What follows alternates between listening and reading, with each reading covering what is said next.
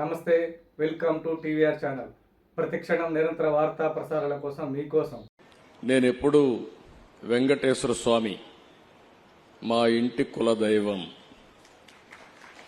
మా ఇంట్లో నుంచి నేరుగా చూస్తే మంగాపురం సైడు గోపురం అక్కడంతా కూడా 3 నామాలు కనబడుస్తూనే ఉంటాయి. ఇంట్లో నుంచి పైన ఎక్కి చూస్తే తిరుమలలో ఉండే 3 నామాలు ఇంటి దగ్గర నుంచి చూసే అవకాశం వస్తుంది. నేను నమ్మిన దేవుడు, నమ్ముతున్న దేవుడు, నేను ప్రార్థించే దేవుడు వెంకటేశ్వర స్వామి అని చెప్పి కూడా నేను మీకు తెలియజేస్తున్నా. ప్రతిరోజు ఒక 2 నిమిషాలే నేను ఒకటే కోరుకుంటాను. దండం పెట్టుకొని 1 నిమిషం ప్రార్థన చేసి,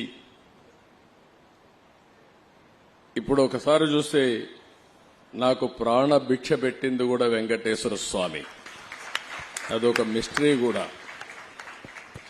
2003లో నా మీద 23 క్లేమోర్ మైన్స్ ని బ్లాస్ట్ చేస్తే సాక్షాత్తు వెంకటేశ్వర స్వామి నాకు ప్రాణభిక్ష పెట్టాడు. ఏదో చెయ్యాలని ఆ రోజు నన్ను కాపాడాడు. అలాంటి వెంకటేశ్వర స్వామిని నేను ప్రార్థించేది, నాకు శక్తి, సామర్థ్యాన్ని, తెలివితేటలు ఇవ్వండి.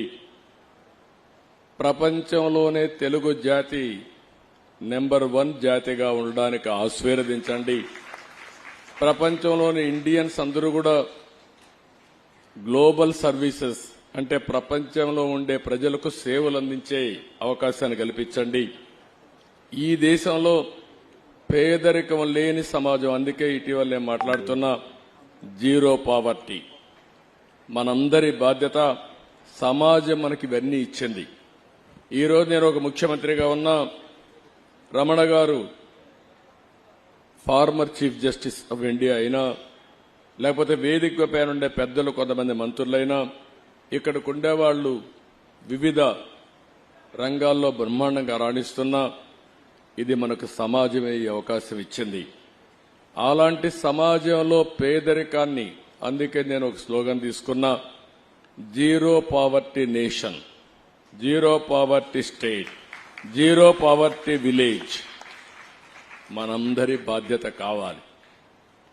సంపద కొంతమందికి పరిమితమై పేదవాళ్లు పేదరికంలో మగ్గుతా ఉంటే అది మంచిది కాదు. ఈ విషయం మనం గుర్తుపెట్టుకోవాల్సిన అవసరం ఉంది.